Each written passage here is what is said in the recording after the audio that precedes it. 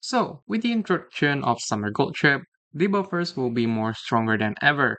The question then becomes, how do I build debuffers the correct way? What career is now the correct choice? And which deck should I go for? First of all, let's make it clear at the start what we are aiming for when building a debuffer. It's very clear in this age of umamusume, stamina checking the opponent uma's aces is way harder than the couple first few CMs, where people were still building weak umas overall. And so, stamina heavy debuffing builds such as the all-seeing eye is not really recommended anymore. Therefore, we are going to be doing the speed build debuffs. This constitutes the go-to skills of Dominator and Keen Eye for gold debuff skills. The only thing that hinders us was that previously these skills are distance strike locked, Dominator being exclusive to medium distance and Keen Eye locked to the middle distance. However, with the introduction of Summer Gold Ship 564, this was no longer the case, as now every gold skill can forcibly be activated through the inherited version itself. To complete this series, then we just need to focus on getting all the speed debuff skills that you can. This also comes with all the hesitant speed debuff skills, which has each style for each skill. Now, from here, the vision is clear and we can start with the deck building and Umas of choice. First of all, before building the deck, the scenario of choice will be the Unity Cup. The reason is that with the update of Spirit Bomb Explosion, right now Unity Cup Explosion gives you skills based on your card skill hints and no longer from your Uma's aptitude. With this, we can abuse it and run cards that have debuff skill hints and make our life easier building these debuffers. Hesitant from debuff skill is given from this list of support cards, and the best bet for this is the With Marvel's Sunday card. This card is the most accessible card. Not only it can give you broken middle like speed skills, this card can give you two debuff skills which is Hesitant Front and Hesitant Pace debuff. This is a no-brainer and it's definitely an instant fit in your deck. Of course, if you want to double up, Statuno Diamond has a random event that can give this Hesitant Front or Shinko Windy from hints, but not really recommended. Hesitant Pace is mostly accessible from the Marvel Sunday with card as well that I have mentioned before. The other cards are SSRs, and I'll put that aside because not everyone has it in their inventory. Although the optional choice is also Majuro Arden with card, but it's a random event once again, and not from the skill hints. So it kinda loses out on the value from the Unity Spirit bombs. The upcoming Witsion Sky that will be dropping this month is also one of the best debuff card as well. This is because you can get Hesitant Pace from its hint and a guaranteed Hesitant Late Surger from its event chain. Hesitant Late come from these cards, and I think if you haven't pulled much on those SSR cards, one major option is the With Nice Nature Welfare event card. However, if you do have the option to run Yaino Buteki or Bamboo Memory SSR card, it will help this process of consistency by a lot. This is because Yaino Buteki will give you guaranteed Hesitant Laserger on its first event chain, and for Bamboo Memory, it's on the card's second event chain. If you are watching this from the future as well, the With Same Sky card is really good option for this as well. Right now, the card is not released yet, but it will be released sometimes this month. It's a Wit card, and on top of it, it gives you a guaranteed Hesitant Late Surger on its first event chain. Hesitant End is where it gets a bit rough, as there's really no other card besides Airgroove that can give you this hint. There's really no other choice, unless you want to run Aoi Kiryuin friend support card. But the nice thing about this friend card is that it's guaranteed as well and gives you Hesitant End Closer and a lot of skill points when you clear all the 5 event chain. If you didn't know, after clearing all the 5 event chain, at the end of the career, Aoi will give you the skill hints to you and a little bit of extra stats as well. Lastly, it's quite obvious, but the Keen Eye Gold skill only comes from one card, and that is the Gold City Speed card.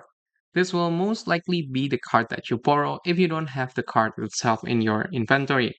Now, this gives the foundation of the deck, where we have access to all the Hesitant Speed debuff skills and Keen Eye Gold skill. You might have noticed that we still have a couple slot of left in the deck, and we can fill out cards to double up the chance of getting some of the Hesitant debuff skills that are hard to get. There's also an option to run the Symbole Rudolph card here. This card is like the king of Debuffer for stamina skills. A single card can provide you with every stamina debuff skills in the game. I know I say that stamina debuff skills are not that strong as speed debuff skills in the current meta, But usually, when building Oshi comes, you will run to Debuffer regardless, and having two wide stamina debuff skills can sometimes comes in handy when the enemy Umas are building actual borderline stamina on their Uma.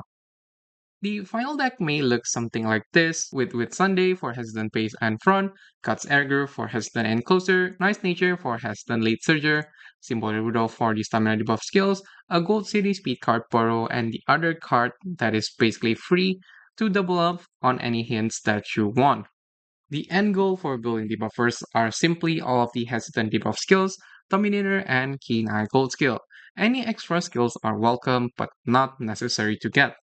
By the way, this is super important and please do not break your final result of the career of your debuffer Uma. When you are picking these skills at the end of the career, only pick up the gold debuff skills that is Keen Eye and Dominator. Do not ever pick up any gold speed skill either from your career or your innate skills. Goldship 564 can activate any of the gold skill. So if you add another gold speed skill in the mix, you are breaking your debuffer with a chance to instead proc the gold speed skill instead of the gold debuff skills.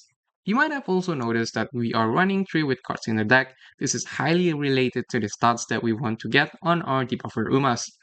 Debuffers naturally want very high width because the only thing about their existence is, well, activating debuff skills. And this is just all about width checks.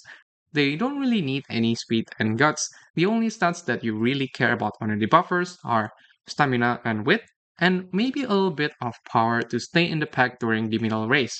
Enough stamina definitely to get into the late race for the debuff skills to activate, and width to pass the width check to proc the skills.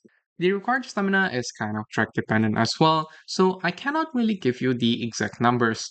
But the bar is usually lower than the recommended stamina for the race CM itself, because they just need to enter the late race for the hesitant debuffs to activate, and their job is done. So they do not need to have full stamina to finish the race. It's just so that they stay in the pack and activate the skills in the late race. The last thing you want is that the other Ace Uma already finished the race while your debuffer haven't even entered late race to even proc their skills due to running out of stamina. Okay, now that we know these skills to get, the decks, and also the stat lines that we want, it's time to pick the Uma of choice. There's only really 5 options for this currently in the global server that has Dominator, and that is Symbol Rudolph, Asian Flash Valentine version, Nice Nature Cheerleader, Grass Wonder, and Agnes Tachyon. For the free-to-play players, it's definitely the 2-star Umas, Agnes Tachyon, and Grass Wonder.